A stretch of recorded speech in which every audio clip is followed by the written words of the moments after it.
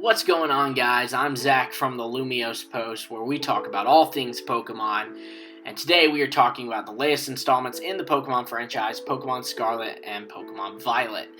These games were announced just recently, and I think the reveal of Generation 9 came as a shock to many, but I think the biggest shock from the presentation was that, or rather from the website where they released some more news on the games, was that these would be the first open world Pokemon games. Pokemon's definitely been building up to an open world Pokemon game for a while now, but I know that I, for one, was not ready to see it this soon. I did not expect that at all. That said, I am very excited for it, and of course, with such an innovative game comes some crazy theories, and that's what we'll be diving into today, as well as in Part 2, which will be coming at a later date. Before we begin the video, please be sure to hit the subscribe button and hit the bell for notifications to stay up to date on all our Pokemon videos, including Part 2 of this video. Now, without further ado, let's dive in. So the first theory is the time travel theory, and this was brought to my attention by the Nova League from YouTube, who posted a really great video on it. I highly recommend you check that out. There will be a link in the description. It is kind of his theory, so I'm sure he'll explain it better than I will. But basically, it is that time travel will play a role in the game somehow, some way or another.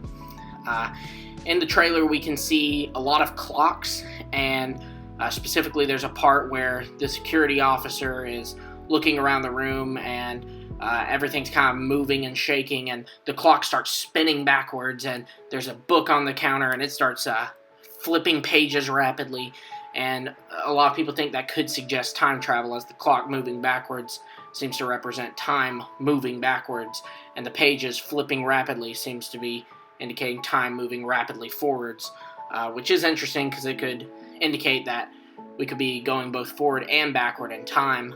I do think that those things are significant. I don't think that the Pokemon Company just threw random things in the trailer and had them move around. I think they were very specific on what was in that room and what they focused on. Like, they focused on the clock moving and the book flipping pages. That was intentional. Maybe it wasn't an indicator of time travel, but it was intentional. And I think it could be an indicator of time travel. Another thing to note is that they have been adding more and more sci-fi elements to Pokemon games. In Sun and Moon and Ultra Sun, Ultra Moon, the story took place revolving around Ultra Beasts, which came from other dimensions, and there were Ultra Wormholes. They also introduced fallers like Annabelle, and Looker was teased to be a faller, and Omega Ruby and Alpha Sapphire.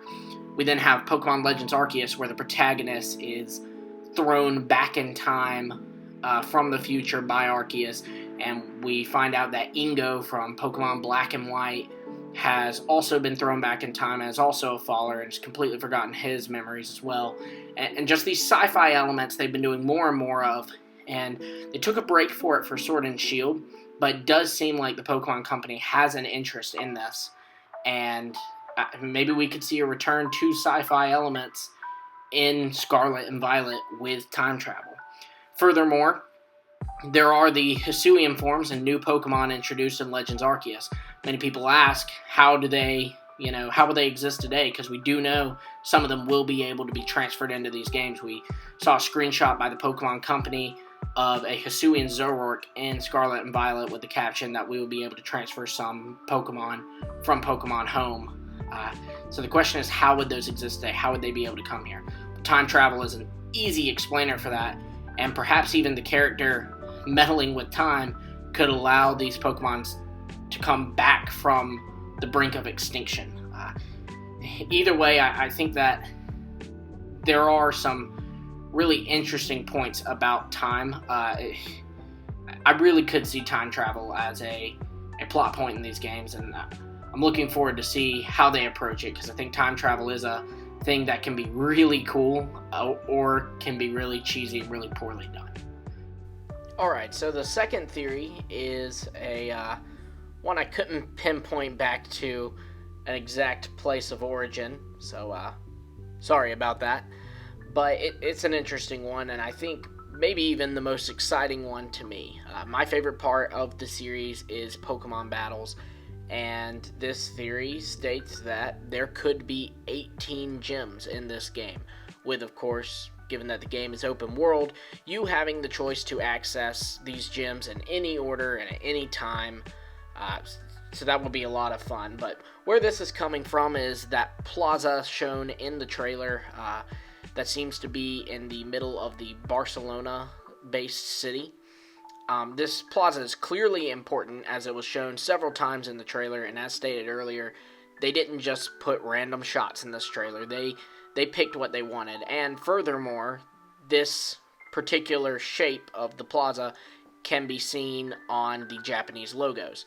Japanese logos have a history of showing gimmicks or just special features within the game, such as the Mega Evolution symbol on the Japanese logos for Pokemon X and Y, a Z Crystal on the Japanese logos for Pokemon Sun and Moon, and of course, the Wolf Sword and Wolf Shield, indicating that the legendary Pokemon will be based off of wolves for Pokemon Sword and Pokemon Shield. So, we have good reason to believe that this little diamond star-like symbol is significant. Furthermore, I think we have reason to believe that this spot in this town is significant, and the typings being shown around this plaza is significant. Some people think that it could be indicative of all 18 gyms in the being based off of a different type, and all 18 are in the game. You have to face all of them. Some people even take it a step further and believe that this could be an indication that gyms are set here in this city, and you can challenge them in any order, but they all are here.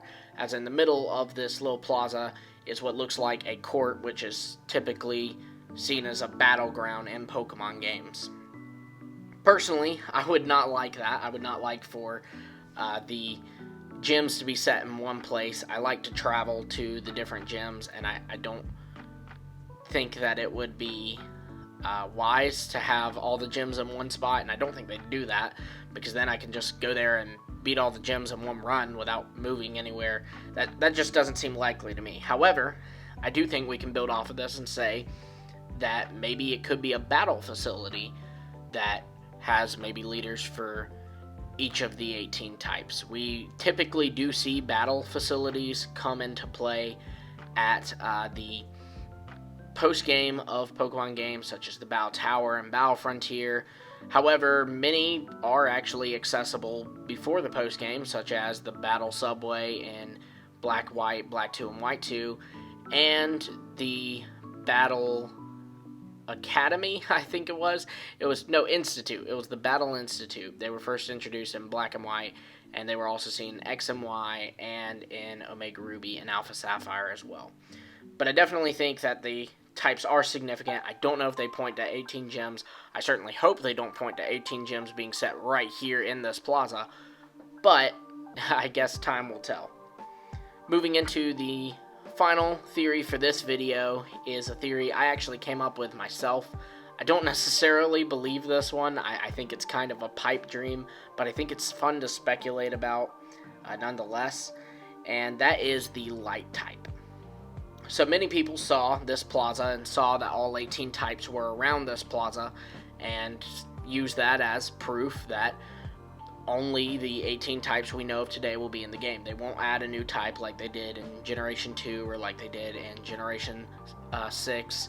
They will just keep these 18 types. But I think that one could argue, again, pipe dream, but you could still argue that this is actually an indicator that there will be a new type. And this specific new type would be the light type, or at least I'm calling it that.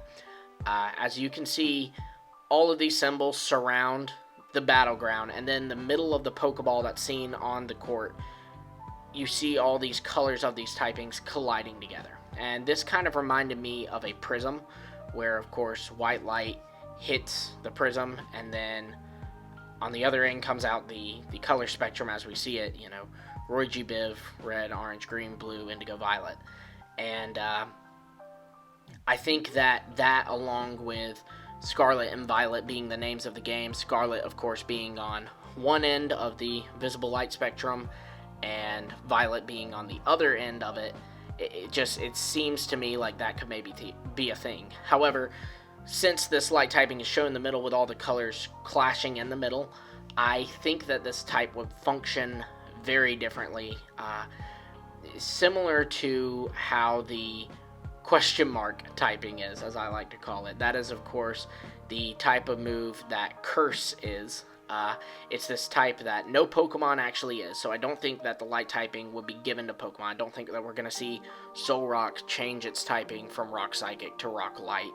I think that we're going to instead, or I think if this theory was real, it would instead be a gimmick. It would instead be like your Pokemon can take on the light typing in battle, and maybe for a set amount of turns, depending on how broken it is, but it wouldn't exist outside of battle, similar to Mega Evolution, Gigantamax, or of course Z moves. You know, you activate them once, they don't actually become a part of your Pokemon's moveset.